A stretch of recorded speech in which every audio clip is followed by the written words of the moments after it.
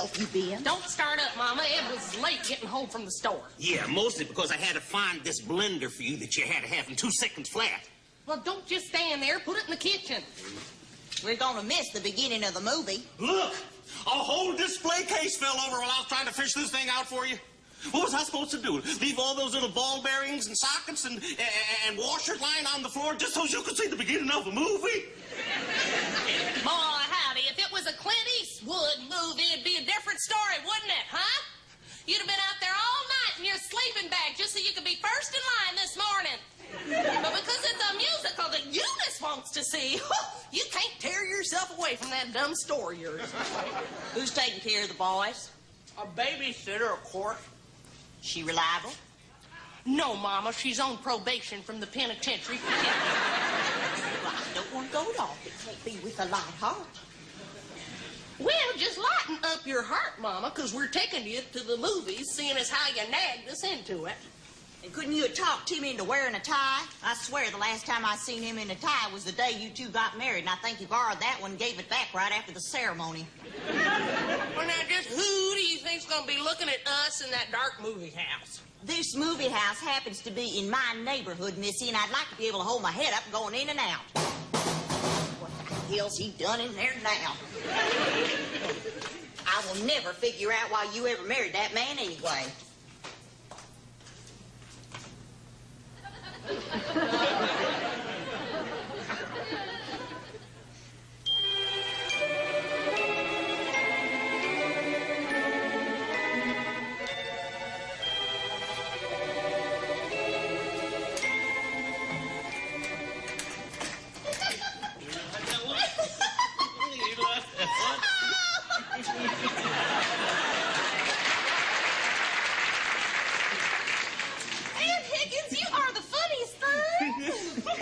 Call me a nut, call me corny, but I am a sucker for them knock-knock jokes.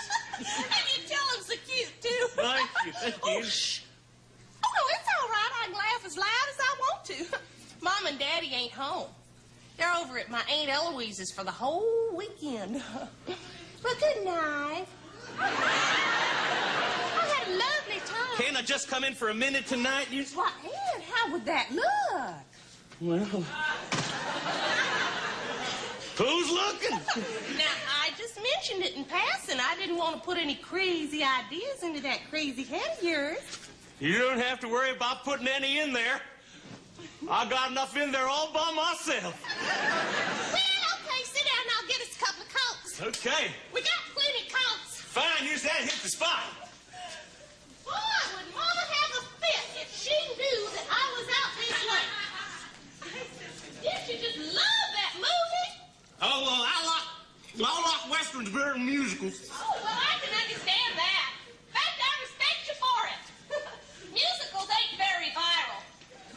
Ain't you just crazy about that June Haver? Oh, I can take her or leave her. Oh, she's one of my all-time favorites. Of course, you know who my all-time favorite is? Bed Grable. If you're a romantic chum, pack up your duds and come to Acapulco. Da-da-da-da-da-da-da-da-da-da, Acapulco. Take it up! Take it up! Now, you just get your mind on the right track this minute. You know, every so often I just say the silliest things to myself. I say, Eunice, you should have kept up with your tap dancing lessons. You could have been a big movie star. I never knew you took tap lessons. Oh, yeah. Well, I only took 2. You can't believe how uppity that teacher was. Everything had to be her way. Well, I'll tell you one thing. Your legs are as good as Betty Grable's any day. Stop. I won't stop, doggone it, because it's true. I'm going to go further. They're better. Eunice, you know something? You are something else. I mean, you're not like the rest of the girls in this town. I mean, you know, some of them fluffy-headed blondes around here, you know, they'll actually look down on me because I work in a hardware store. No. Yeah, they do. Where would they be without hardware? Now, supposing you took all the hardware out of this house right now, where do you think you and I would be? Oh, stop it. Stop it. I don't want to hear any more about it. Oh, and hardware is important to the whole world. Oh, Eunice, you are are something else. What are you doing? Well, I ain't playing tic-tac-toe. Eunice, I'm just trying to kiss you. Why? Well, why does the water go over Niagara Falls? It's the call of nature, that's why. But is it me or my body? Well, a little bit of both, I guess. Well, I just want to make something perfectly clear, Ed Higgins. I mean, you can take a girl out and buy a real nice Chinese dinner for $2 and everything, but you don't own her body and soul. I want you to know that I am not that kind of a girl. I know you ain't that kind of girl, Eunice. Well, good. So then why don't we just get back now to our spiritual carefree footing? Well, we've been spiritual for 2 months now. I mean, what do you think I am, some sort of a love 'em and leave 'em playboy? Oh, no, I don't. I think you're wonderful. I really do, honest. And it's so good to have somebody to talk to. Boy, every time I mention any little dream of mine, my mama just sneers at me. Daddy just ignores me altogether. Now, folks don't believe in me either. You know what my daddy calls me? Lunkhead. No. I resent it. I don't mind telling you. Well, a good woman would never, ever call her man lunkhead. Oh, Eunice. Oh, stop. Oh. Eunice, is that you? Oh, you... Yes, Mama, it's me. I'm in the living room with a friend. What are you doing home? Never mind what I'm doing, home. What are you doing in the living room at this hour causing all that racket? You just getting in and popping up and worth sick. Oh, Mama, calm down. You will. That stupid Mary Beth Pickens, I'm gonna come in there right now and kick her out of this house once and for all. Well, I got to be toddling, Eunice. No, Mama, it ain't Mary Beth. It's a boyfriend whom you do not know. Who is this clown that you have dragged in here off of the streets? Mama, this is Ed Higgins. You know, the young man I have been telling you about now for quite some time. We finally get the unveiling, huh? No wonder you've been keeping him under wraps. What have you been doing with my little girl? Nothing, ma'am. Nothing. Carl, get on out here. Carl, do you hear me? Yes, damn it, the whole neighborhood can hear you. Well, get on out here as fast as you can. Just hold your horses, I am in the bathroom. Well, when the hell did you go in there? I don't know exactly when. You want me to punch a time clock every time I go to the bathroom? Just hurry on out here, will you? Eunice has got that Ed Higgins out here. Believe it or not, he really exists, and he's worse than anything we dreamed of. He's been out here trying Lord knows what with Eunice, and you better get out here and have a few words with him. Well, I think I'll skedaddle along now. I don't know how I let so much time go by as it is. I guess you were probably concentrating on other things. No, ma'am. Mama, you just stop that. Ed is a wonderful man. What kind of wonderful man creeps into a young girl's home at this hour and starts fooling around right outside her mom and daddy's bedroom door?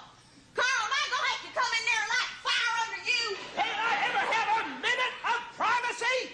You think a man could have some peace and privacy in the middle of the night without being asked to do Oh, something? you have to pick this very second to drive me out of my mind. There is an emergency going on there. I would like to know if you plan on coming out here this week or next. I will come out when I am damn good and ready. Now get out that door, I'll knock you through it. Just how much hell is a man supposed to take?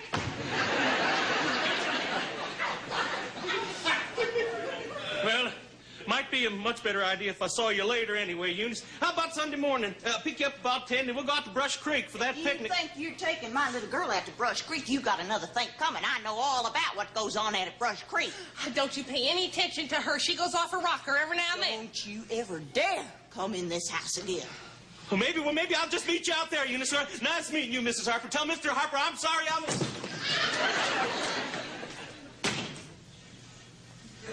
I will never forgive you for this as long as I live. He was about to propose to me. Well, then he's even dumber than he looks. So he may not be smart, and he may not have a great personality, and he may not even be particularly attractive, but he respects me, and he's the first person in this whole wide world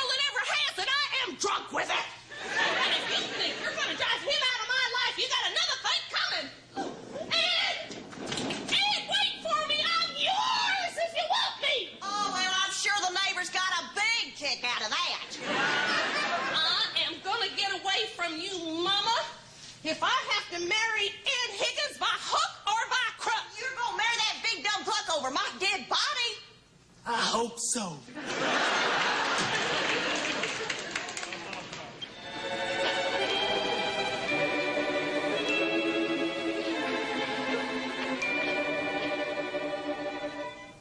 He clumsy ox. He knocked over the darn trash can. All right, Mama.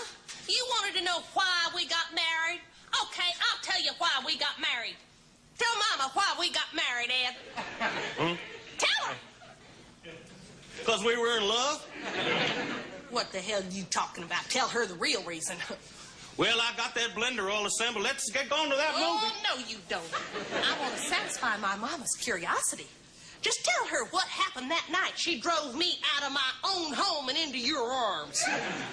You told me you'd kill me if I ever told your mother. Well, I take it back. It's time we satisfied her curiosity. Go on, just tell her what happened that night. That I went with you, and then later on, we had to get married. I'll get you drift, Eunice. Welcome to the club.